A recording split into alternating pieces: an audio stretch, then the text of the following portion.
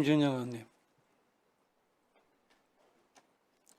예, 의사진행관원과 자료 제출 요구 건입니다. 약 2주 전 대한민국에서 벌어진 비상계엄령 사태는 우리 모두에게 깊은 우려를 안겨주었습니다.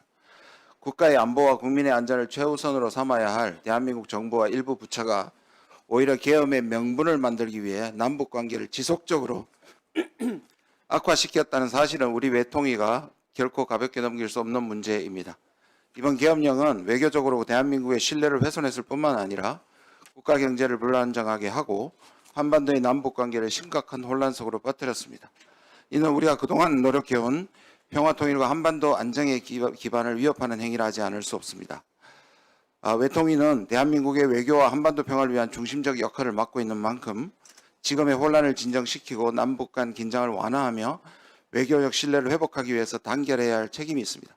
지금은 이념과 정파를 떠나 국가적 위기를 해결하기 위해 하나가 되어야 할 때입니다. 외교는 신뢰에서 출발하며 한반도 평화의 수호는 국민과의 약속을 지키는 과정입니다. 이러한 신뢰와 약속이 무너진다면 우리는 결코 미래로 나아갈 수 없습니다. 저는 여기 모인 우리 모두가 참된 민주주의와 한반도의 평화를 위해 함께하고 있다는 것을 믿어 의심치 않습니다.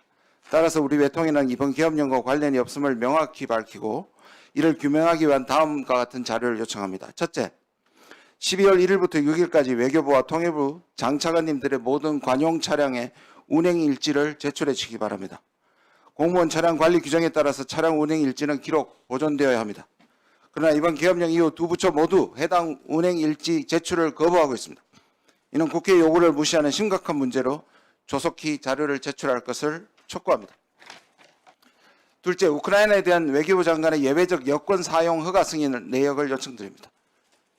저는 우크라이나 문제는 외환 유치제 차원에서 재조사해야 된다고 생각합니다. 저는 지난 10월 대통령의 우크라이나 살상무기 지원 확대 검토 이전부터 이미 국방부 군인들이 우크라이나에 파병 가 있었던 문제를 강력하게 지적해왔습니다.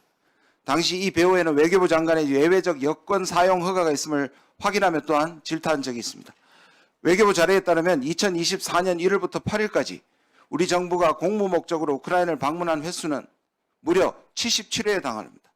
어떤 부처가 어떤 목적으로 얼마나 자주 방문했는지에 대한 명확한 확인이 필요합니다. 저는 개인정보를 제어한 예외적 여권 사용 허가 내역을 이미 2차례 요청했지만 외교부는 개인정보와 외교안보 상황이라는 납득하기 어려운 이유로 자료 제출을 거부하며 국회법을 무시하는 태도를 보여왔습니다. 국민의 세금으로 이뤄진 공무 방문임에도 자료를 제출할 수 없다는 주장은 이해하기 어렵습니다. 어느 부처가 언제 어떤 사유로 방문했는지를 명확히 밝혀야 합니다. 또한 현 시점에도 자료 제출에 매우 불성실하게 임하고 있는 영사안전국의 태도에 깊은 유감을 표합니다. 예, 김강 간사님. 예, 지금 비상계엄과 탄핵안 통과로 인해 나라 안팎이 혼란스러운 상황입니다. 국회가 민주주의 회복을 위해 힘을 합치고 국제사회에 올바른 메시지를 전달해야 할 때입니다. 그래서 이런 상황일수록 헌법기관인 의원 개개인의 언행은 더욱 신중해야 한다고 생각합니다. 특히 상대국이 있는 외교에 있어서만큼은 정치적인 이익보다 국익을 우선 기준으로 삼아야 할 것입니다. 그러나 지난 외통위 전체 회의에서 우리 존경하는 김준영 의원께서는 주한 5개국 대사들이 만나 경주 에이펙을 포함해 모든 국제 정상회담 개최를 보이콧하겠다. 또 윤석열 정부 사람들하고는 상종을 못하겠다고 보고했다. 이런 등등의 발언을 하셨습니다. 이 발언들은 금도를 넘었습니다. 이에 주한미국 대사관은 공식 SNS를 통해 주한미국 대사관은 외교 대화의 세부 내용을 공개하지 않지만 김준영 의원이 언론에 필립 골드버그 주한미국 대사의 발언이라고 주장한 내용은 전혀 사실이 아닙니다. 라고 밝혔습니다. 그런데 전혀 사실이 아니라고 했을 때 영어 표현이 utterly false입니다. 사실은 외교적으로 잘 쓰지 않는 용어입니다. 그러니까 이건 완전히 가짜다 이런 말입니다. 그래서 이런 거는 상당히 어떤 불쾌감 이런 게 묻어난다고 생각되는데요. 그 주한 영국 대사관도 영국의 에이펙 불참 입장에 대해서 제기된 주장은 부정확하다라고 입장을 냈고 주한 호주 대사관에서도 한국의 에이펙 정상회의 개최를 지지할 방침이다라고 다시 밝혀서 우리 김준영 의원님의 발언이 잘못됐다고 다 지금 하고 있습니다. 제 생각에 외교를 우리 국내 정치에 이용해서는 안 된다고 생각합니다. 주한 미국 대사의 발언을 사실과 달리 왜곡해서 우리 국익을 훼손하고 또 국민의 우려를 증폭시키고 또 한미 동맹의 가치를 훼손하는 이런 일이 있었다고 저는 생각합니다. 김준영 의원께서 국립외교위원장을 하셨고 그때 저도 같이 외교부에 있었습니다. 그래서 누구보다 외교는 상대방이 있고 외교적 대화 내용을 공개할 때는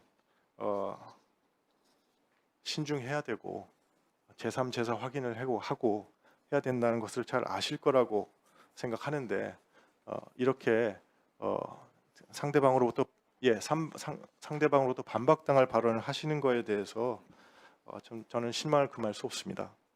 그래서 이런 국익을 훼손하고 그다음에 우리가 여기서 하는 발언에 이 발언의 무게를 실추시킨 김준영 의원께서는 지금이라도 정중히 이 위원회 앞에 사과하셔야 된다고 생각합니다.